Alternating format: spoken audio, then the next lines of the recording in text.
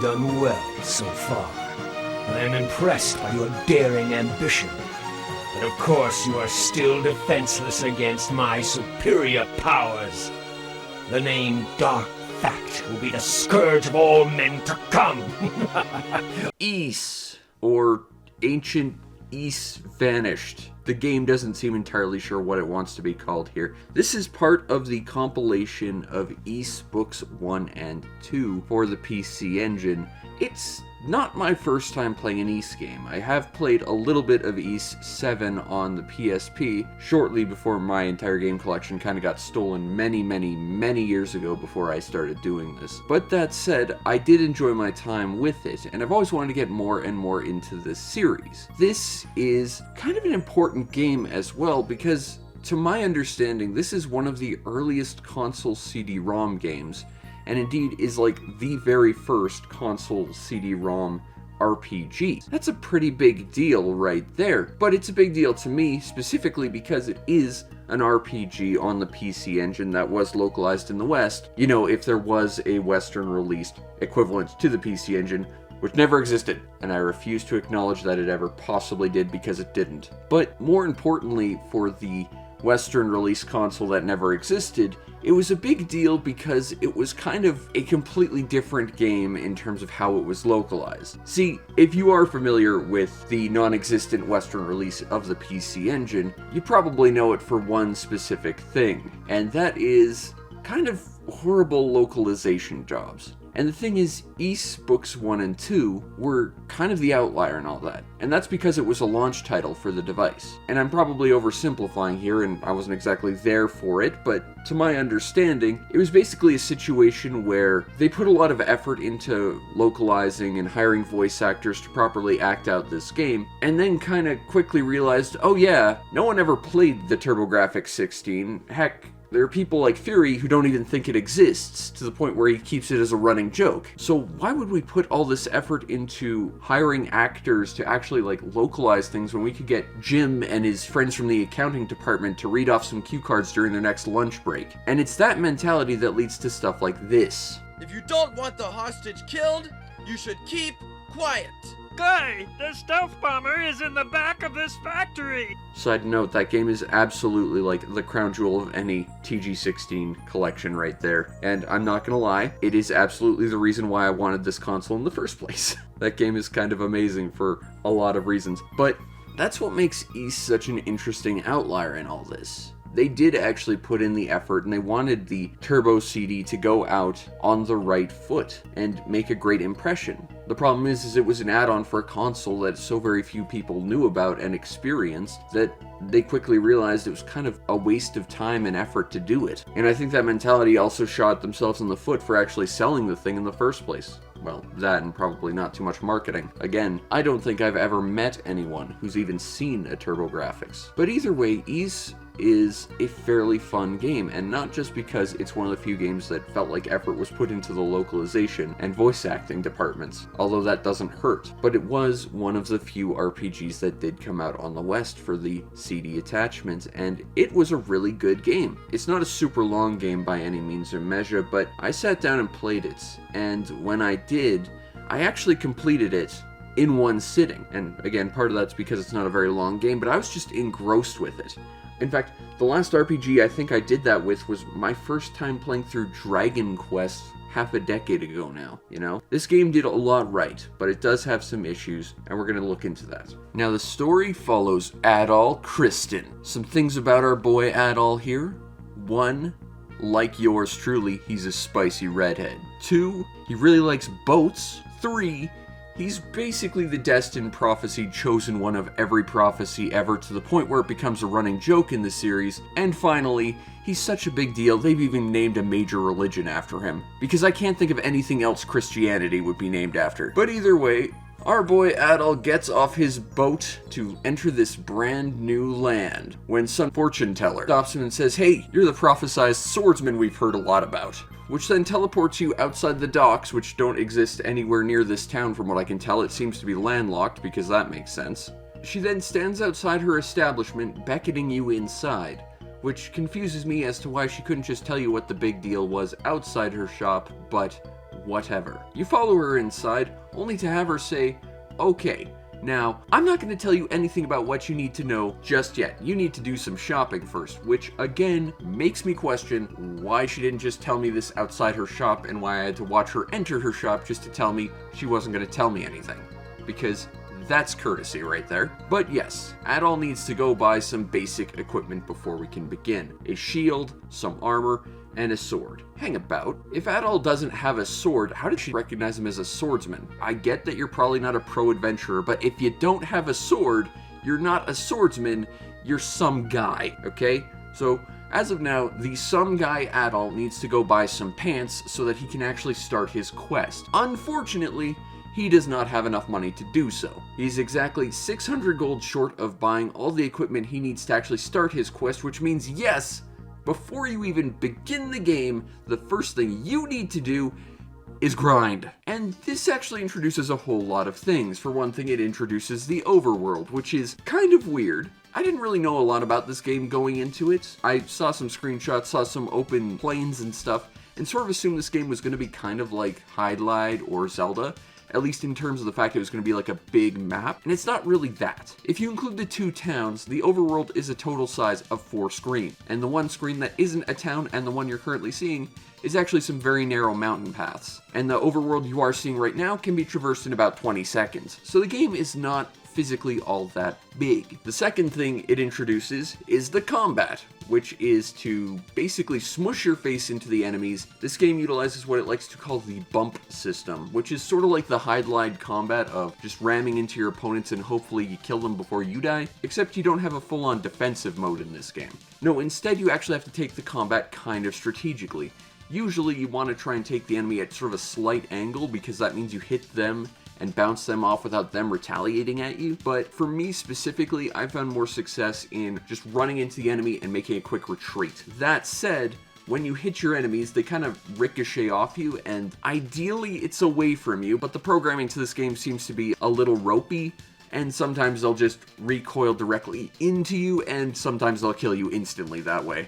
That's really a lot of fun. Also, you're going to want to watch out for multiple enemies. If you get surrounded or even attacked from 2 different sides, things can get very dicey very, very quickly. The final thing that this opening grind session will present to you is probably the second of 2 negative things next to the kind of awkward programming, and that is weird design choices and pacing. Yeah, this is going to be a constant negative with this game, and part of that I think is because this was a brand new game and a brand new series and they didn't really know what they were doing with it. They had to figure out what ease was supposed to be, so they had to make a lot of choices, and sometimes that means making the wrong choices, and you're going to see a constant stream of kind of weird choices with this game, unfortunately.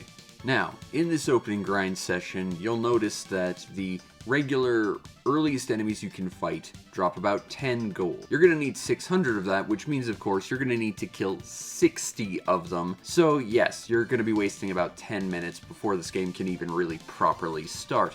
However, it is a nice little introduction to how combat works. It's a bit of a tutorial, and the eagle-eyed view will pick up 2 very important bits of information while you're doing this. First and foremost is that experience gains are exponential relative to your level. Basically, as you level up more and more, enemies will give you less and less experience, so you can grind however much you want, but eventually it just becomes so frustratingly long it basically is untenable to continue doing so. This also means that you have a fairly good idea of when you're ready to go and fight the boss of any area. At least on paper, some of the bosses are kinda dumb. The second thing you'll pick up is how to heal in this game, and you do so by standing around doing nothing!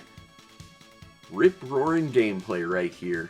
Although, to be fair, it must have been doing something right because Call of Duty and most modern shooters nowadays still utilize this system. You know, you get hit by a bullet, go hide behind a rock, have a bit of a cry with your emotional support gun, then get out of cover and continue to shoot emotional support bullets at enemies until they need to do the same. Call of Duty really was a game about dealing with emotional trauma more than anything, and we all have ease to thank for it. Yay! Seriously though, you can't heal everywhere, and there are some weird caveats to healing, however. You can't heal in dungeons unless you find a very specific piece of equipment. And second of all, you can't heal in boss fights, period.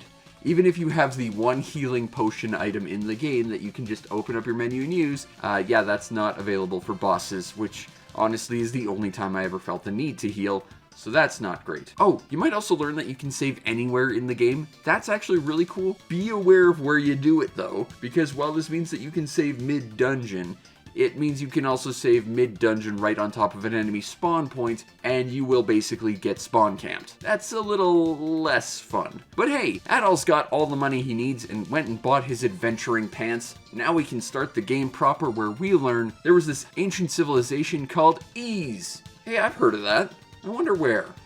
Either way, they disappeared at one point, and now there's like 6 books that you need to collect to go save the day, possibly from this evil menace and his goons. This game's choice of words, not mine. And if classic Zelda sensibilities have taught me anything, 6 major collectibles of course means that there's going to be a total of 3 dungeons, with the third one having half the major collectibles in it, and one of the major collectibles not even being in a dungeon, because consistency. Anyway, you go to the second town in the game, which honestly is a bit of an embellishment. There's about 4 buildings, one of which doesn't even have a door, and 0 shops in it. And you learn that they're having a bit of a trouble too. It seems that their silver bell, which I guess is like a giant church bell or something, that's what I figure it is, has been stolen by some dastardly thieves next to the first dungeon, so we gotta go deal with that. And we gotta keep it on the down low, because the mayor doesn't want anyone to freak out about the fact that a bell is missing. Except that before I even talked to the mayor, I found that one of the villagers already knew about this, so that's great job covering that up, mayor man guy. Either way, we go talk to the thieves, and it turns out they're actually really nice thieves that only steal from villains, which I don't believe for a second, because the fact is, the only villains they could potentially steal from are in the final dungeon. So every other NPC in the game is actually like, you know, good, honest folk that they shouldn't be able to steal from. And we'll learn very quickly they don't have access to the final dungeon. Also, allegedly the thieves frequently steal from the first dungeon, the nearby shrine, except that's provably untrue, because all the doors are locked and all the chests are full, so I don't know who these people are stealing from, but it's not the villains, and it's not the shrine, so it must be the good citizens of whatever area we're in. But this actually leads to a second very confusing bit of the story I don't quite understand. In addition to the silver bell, there's kind of a subplot about how the villain is stealing all this silver stuff, as silver shield, silver armor. There's a wandering musician that has a silver harmonica stolen. The only bit of silver in the game that isn't actively stolen is a silver sword that you have to get later on by basically an invisible NPC, but we'll talk about that later. And I can't really talk more about this unless I kind of spoil a bit of the game, so I'm sorry about that, but the final boss is allergic to silver. We learned that evil is just allergic to silver. Wait, hold on, this helps me with something. Silver spoon? Haha, you evil ghost! Now you can't defeat me because I have silver. Oh god, oh god, oh god, oh god, oh god, dead. I was lied to. We learn that the final boss is kind of allergic to silver. Now, that means, of course, you have to collect the silver equipment to go defeat him. Now, you might infer that this naturally means that, oh yeah, the final boss is just allergic to silver weaponry. Anything that could be used to hurt him or deal damage to you, you know, gets negated by silver. Makes sense. Except why does that mean that he also stole some random musician's harmonica and also a bell? I mean, this leads me to think that he's just full on allergic to silver, like contact just hurts him, which would be fine, except this leads to a greater question, which is, how exactly did he steal any of it? It's not a matter of him sending out his goons to go get them. No, you talk to people and they'll actively say, hey, yeah, this guy showed up, took this silver bit, and then just teleported off. It's the final boss. He's going around manually stealing silver that apparently he's physically allergic to, and I don't know how he did this, and I'm very confused. Either way, very confusedly, we hurry on to the first dungeon. Now, when you start the very first dungeon of the game, the Shrine, the first thing you have to do is fight a boss, because that's good pacing. And bosses in this game are a little weird. Similar to regular fights in the game, the primary aspect is just smushing your face into it until it dies, but there's a lot more, hope involved, and hope should never be a game mechanic ever. So even if you're perfectly leveled and kitted out properly and doing everything right, some bosses can just sort of instantly kill you, just because they overlap with you. Sort of like how some enemies can just sort of recoil into you and you just take all the damage ever. Yeah, bosses don't care what your hitbox is, and sometimes they can just outright kill you in the best situations, which isn't fantastic. But this first boss is actually pretty simple because most of his damage is done by his environment, and there's lots of safe spots. When you get into the dungeon properly after this, everything starts off really great. You're killing enemies, you're making money, you're opening chests, you're getting loot, and then something kind of weird happens. Pretty quickly, every chest is locked and you can't do anything about it. Now this was actually the first time I got a little stuck in this game, and it's because of the return of our old pal, kind of ropey progression. What you're supposed to do is go through the dungeon, open one specific chest that contains a key. You then take that key, run all the way back to the first floor of the dungeon, go to a wall that is a bunch of iron bars that is legally distinct from the one that's right next to it that has an enemy that will murder you in it, and you will free a prisoner. This is assuming you can discern that this is a prison, of course. I actually just thought this was a wall for a little while. And once you're in there, you meet a new character named Fina, who then proceeds to give you a treasure chest key. Now bear in mind, this isn't one key to open one chest. This is one key that opens every chest in the rest of the game. Again, I think this was a programming solution so that players were forced to encounter Fina at some point, because you do need this key. This key will unlock chests that not only give you equipment and items, but also the keys to the dungeon. Because this one dungeon has like fractally padded keys where you need a key to get a third key so that you can fight the boss. It's, again, kind of a weird situation, but the game requires you to meet this character for plot reasons, so they needed to find a way to force you to talk to her. And making it so you can't actually progress is pretty much how they did it, by locking all the chests out. And you will need this key for every chest after this point, even though, in theory, it shouldn't be necessary once you've managed to unlock all the chests here and get the plot important stuff, so that means that you can move on.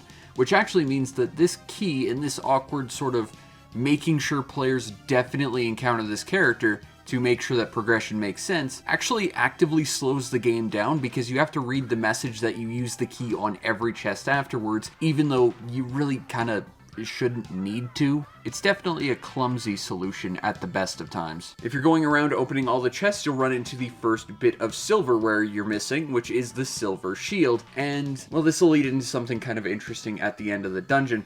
But at the end, you'll run into the second boss of the game, this big wonky worm thing, which really hammered home that this game has some really awkward programming. See, if you lose to this big worm thing, what it does is it's supposed to retract back into the wall, like where it starts before the game even begins, so that the scene sort of resets itself before you can even load in. I'm not sure why they had to do this, but I ran into a situation where it just couldn't, and the worm was stuck undulating pretty much where it needed to be, but not becoming part of the wall and soft locking me. Quick reset and a quick kill after this, hoping it doesn't turn 180 on you and kill you instantly, because yes, it can do that pretty frequently. It's a fun little trick it likes to pull. And you get the first Book of Ys. Yay! You then go back to the first town and you try and talk to the fortune teller, except something weird happens in that she's now on the run from the goons. Except I'm pretty sure in the Japanese version she's outright murdered, so yeah, you don't see her ever again, and the fact that she even exists is kind of dropped from the plot entirely. However, she left something important with her friend the musician, which you go check out after you go hit the shop, and here's where kind of the weird bit of getting that shield in the first dungeon comes up, because you should, at this point, at least I certainly did, have enough money to buy the best equipment in the shops. Except you already have a better shield than anything they give you. It's really weird. You're done Dungeon 1. Considering there's 3 dungeons in the game, you're ostensibly a third of the way through the game. You now no longer have any reason to ever visit the shops again, or indeed like the first town. And this will get hammered home later, but it's very, very strange. Anyway, you meet the fortune teller's friend, the musician, and she tells you, oh yeah, she gave me a thing before she died. I'm not giving it to you until you go find my silver harmonica, which is at the bottom of a mine for some reason. So you've got your second dungeon to go find the next book in the mines. And the mines are relatively uneventful for the most part. The biggest gimmick here is that you can't see where you're going, which is kind of a neat trick. Although at one point it kind of requires you to go through this one like sort of hidden passage to move on.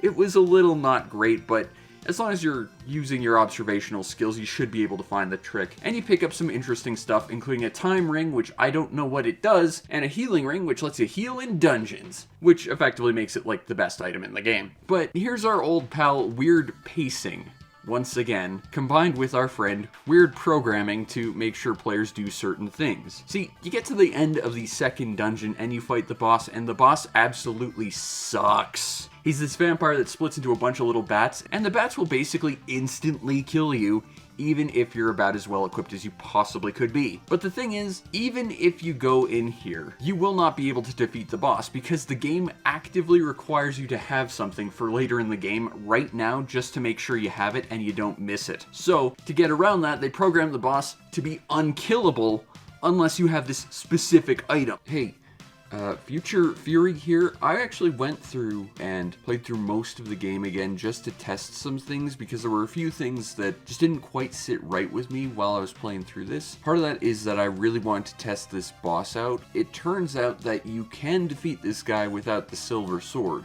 but you have to do things in a very specific way in order to do so. By that, I mean you have to over-level yourself by like 5 levels up to this point, to the point where no enemy in the game up to this point will give you more than 1 experience point, so you will be grinding for quite a while, and if you do that, and you have all the best equipment otherwise, and you get insanely lucky on the boss fight, you might be able to defeat this boss without the silver sword. However, you will be doing so while doing the minimalist amount of damage you could to him, but you can defeat him without the silver sword. Any other combination of things that I tried up to this point, and all you get is like a sword deflecting off him sound, and you're trapped in the room with him, being unable to kill him. After a lot of attempts at this, I did manage to defeat him, and somehow did get to the final dungeon without the silver sword, so you can do it. Contrary to my initial thoughts, it's not actually hard-coded in that you need to have the silver sword to be able to defeat this guy. However, you do need the stats to be able to compensate for that, and it's really unlikely that you'll do it. So even though it's not really hard-coded in that you have the silver sword at this point, the game is more or less structured to kind of force you to have it. But just for clarification, it's not strictly 100% required that you have the silver sword here, but it is basically set up that you're forced to. The thing is, the game doesn't tell you this in any way, shape, or form. And what you need to do instead is to go through the second dungeon, find a specific treasure chest, then leave the dungeon, go to the overworld and find a tree that looks special, but it's legally distinct from an identical looking tree that's not that far away, and talk to it, and then you get a better weapon that'll actually let you do damage to the boss here. But more importantly, it's also the weapon that you need to fight the final boss. And you definitely need it right here, because, spoilers, when you get to the third dungeon, you can't go back. So to make sure that you definitely had it, they hard-coded it in that you can't defeat the second boss without this item. Which means to be efficient, you have to play the game really inefficiently, just so that you can be able to beat the boss of the second dungeon, by having to backtrack out of the dungeon to get something external to it, which is a huge waste of time. And even when you have it, it doesn't really make that boss any easier. It's still a very, very awful boss. But fine. We got out of the second dungeon.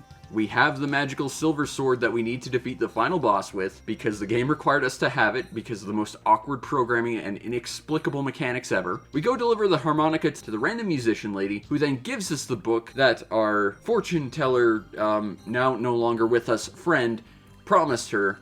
And now we have half the books in the game. Still gotta get the other half. They're all in the final dungeon of the game. And here's where things get hammered home that this game feels like it had really awkward planning and wasn't really all that well thought out. Because when you finally get to the third dungeon, it's at the back of the thieves' store for some reason. You learn that, oh yeah, there's a magical curse put on this door, and once you go in, you can't go out. Now, I just realized this saying this out loud, but this makes absolutely no sense.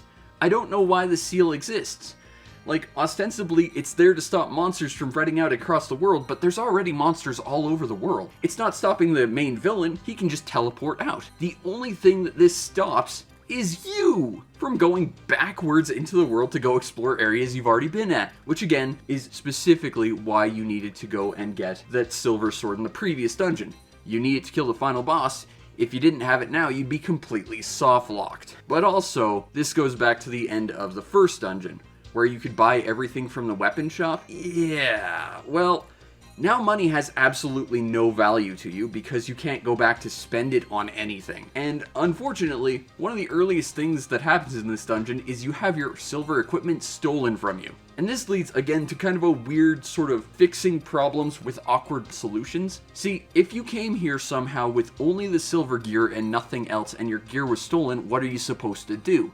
Well, fortunately, the developers were thinking of you, and said, okay, what we'll do is we'll have chests that have some of the best stuff in the game that's before the silver armor in tier strength. Except, you know, if you completed the first dungeon, which presumably you have done to get to the third dungeon, you should have enough money to buy all that stuff from the store in the first place, so you shouldn't need all this gear that they left in this dungeon. And if you're in that situation, which I would think is kind of the average situation, suddenly the third dungeon is just filled with empty chests for no explicable reason. Oh wait, no, I guess maybe you could explain the open chests as loot that was actually stolen by the thieves that only steal from evil people, therefore this dungeon was the only place they could steal from. That actually does offer some consistency, I'll give it that. But how exactly did they get out of the dungeon? Because as we've established, the front door is locked with a one-way magic seal. Did they climb up the tower, getting past all the traps that required a very specific one-of-a-kind necklace that was possessed by an old man that was hiding behind an invisible wall that required you to see it using an item from the shrine that they couldn't get into, and then somehow throw all the loot out the window and then jump out following it using ye olde parachutes to make off with all their loot, and then, I don't know, sell it to the store so Adol can buy it later? I'm just saying that the world building in this game is kind of inconsistent and confusing and contradictory at times. Now, I know what you're gonna say. Fury, are you even reviewing this game, or are you just giving us a general, very loose walkthrough at this point? And I have good news for you. I'm gonna stop going beat for beat for all the wonkiness that I've faced at this point. But I felt it was important to just see all the kind of weird, very early ideas they tried to form to make this game kind of work, and how it just feels very much like it's held together with chewing gum and tape. But there are some weird things about the final dungeon I do want to talk about. First of all, it is the final dungeon, obviously. How big do you think it's going to be? Bearing in mind that the first and second dungeons had 3 floors each. Now, it's the final dungeon, maybe it's a little longer, 4, 5 more levels, maybe? Yeah. This dungeon has 25 floors, and that's not including the backtracking, which at least puts it at 30. Let's say 35 for the sake of being just generous. It also doesn't help that every single floor of this tower that is, again, 25 floors high, have these 2 really long external hallways you have to go to on every single floor, and each one of them takes like 30 seconds to cross. It is just bad padding, and that's kind of annoying, especially when they all look identical. It makes it really easy to lose track of where you are. This dungeon has basically 60% of the game in it that you can't go back and get more health potions or buy better equipment for. You're just stuck here the moment you go in, so hopefully you're the right level and you need to grind everything. But on the bright side, we get to meet Adol's bestest friend ever, Dogi! I mean Colin, the Wall Crusher.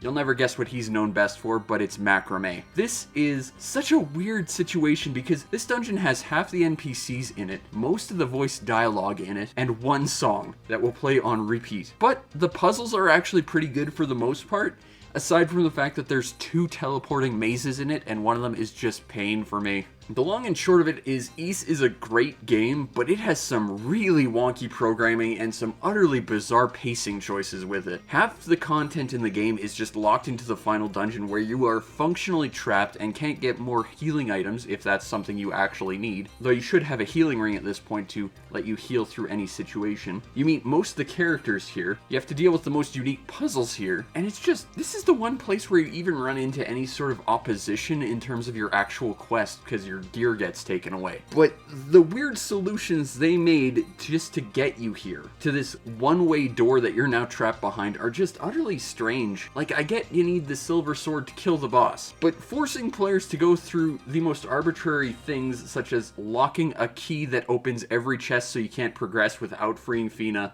or making the second boss unkillable without getting the sword you need to kill the final boss, or the fact that after the first dungeon, money and items basically cease having any use in the game, basically just cluttering your GUI at this point. They're just very, very clumsy solutions to the problem of, okay, we need the player to have this for this point. And I feel like they could have had a better solution to that. Like, what if the silver sword was a key that, like, cut open the curse to the door so that you could enter the final tower.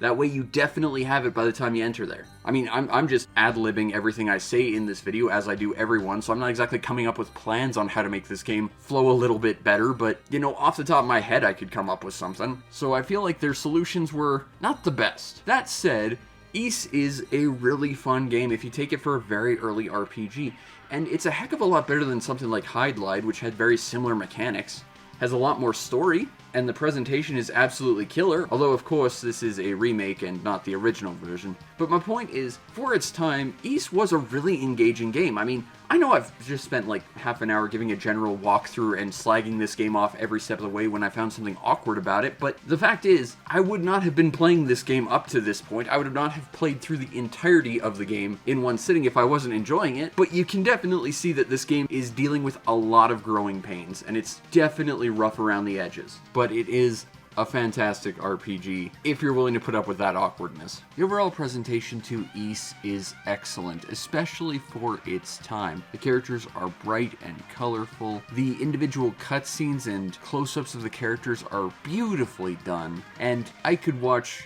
this sword slashing and still of Adol used in the opening an endless number of times, which is good because they really like to reuse it in that opening scene. But the game looks awesome. And audio-wise, it is incredible. Again, especially for its time, they really did use the CD-ROM capabilities with Red Book audio and voice-acted characters, and it's mind-blowing for the time. You have to understand that before this, you know, voices were... This was a whole different level. This was actually people talking, you know? You could actually understand them, and it sounded like people in the room were actually talking to you. It was recorded at incredibly high quality. Are you here to rescue me? How wonderful it would be to escape these chains. I have been locked up here for too long. My name is Fina. And they actually got real voice actors to record the characters. Okay, there is one caveat to that, and that is that there's one specific character in this game. He has 2 moments of voice dialogue, and for whatever reason, his voice lines are noticeably lower quality than the rest of the characters. Hello, I'm Luda Gemma. Not long ago, I was walking through the many corridors of this tower. There's one character that's just noticeably lower quality than the rest, but the voice acting is tremendous, especially for its time, and the music is absolutely awesome. It goes from quiet and serene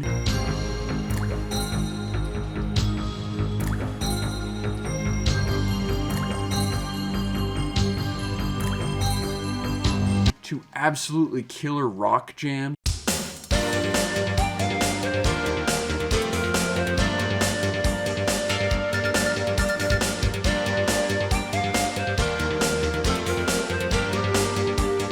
Adol's opening theme in the intro had me bobbing my head to the music, and the boss theme is an absolutely killer rock jam that unfortunately you'll never get to the best part of unless you're fighting the very first boss who glitches out on you.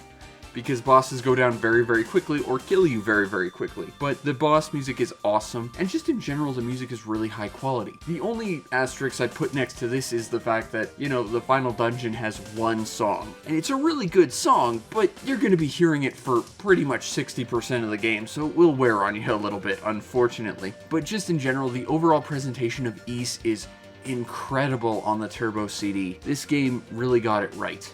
And it's very clear that they put in all the effort into the world to kick off this system on the right foot, especially in the West. It's a shame that that quality promptly went off a cliff after this game, but still, it's remarkable for its time, and still is just in general a very good presentation. Now, if you want a copy of Ys on the non-existent Western equivalent of the PC Engine, cheapest copy I see on eBay right now is around the $250 mark. That's pretty high, and I'm not gonna lie, I didn't even pay half of that for my copy, but I will tell you right now that this is seemingly one of the more desired Western releases for the non-existent Turbo CD. That said, this is not the only way to play this game in a sense, and in another sense, it's actually the only way you can play this game. Ys and Ys 2 are available on a lot of things. You can play the original Ys on, say, your SMS if you wanted to. And if you want a bundle of the first 2 games, you can actually get it on quite a few things, including like the DS and on Steam. But while you can get that compilation of those two games, it's not quite the same. And it's not just that the presentation changes a little bit. As I understand, the audio is completely different. It's been retranslated. It's not really the same game, despite being the same game, you know? But I was looking it up just to see if this contained the voice acting and everything, and as I understand, that doesn't exist in the newer versions because this version on the Turbo CD was by Hudson as opposed to Falcom themselves. So they don't have that. At least that's what I remember reading. So yeah, it's kind of the same version, but it's kind of a totally different thing too. That said, if you do get it on Steam, it is stupidly cheap compared to $250. Full price, Ys 1 and 2 Chronicles Plus is like $17, which is substantially cheaper. And for the price, it's definitely a lot. But if you are collecting for the Turbo CD, I think it's one of the more highly regarded must-have titles of the system, and it's certainly kind of the benchmark and also best game to show for localization for the system. And that's because it was the first one. But it's also a massive outlier because kind of after that, you know, everyone realized, oh yeah, this is a system no one bought in the West, why would we bother putting all that much effort into it? Which, to be fair, did lead to some other things that are absolutely must-haves for the system. He intends to enter the martial arts tournament you host every year to kill you, Mr. Lee. Oh, really? Well, that's interesting. But it doesn't show quality. I went into Ys kind of not knowing what to expect. I knew it was a game by Falcom, and I have a great deal of respect for them, even though I don't have the most experience with them, and I'd really like to build up more, but I was really excited, and it did not disappoint. Sure, the past, 40 minutes of me slagging it off aside, it's a game that was very early in its life. I mean, it was the very first Ys game, obviously. It had a lot of growing pains, and they had some weird choices that honestly affected every single step of the adventure. But in spite of that, I couldn't put the game down until I was done. And that's because it was just so enthralling and so fun. And maybe it was because it was such a small game that it felt far more approachable and far more easy to get into, you know? Either way, in spite of the kind of wonky, awkward, very, very early growing pains this game clearly has, Ys was incredible to play. And I'm looking forward to playing the second one at some point. But for the second game I've gotten on my non-existent Turbo CD collection, man, this one was a good one.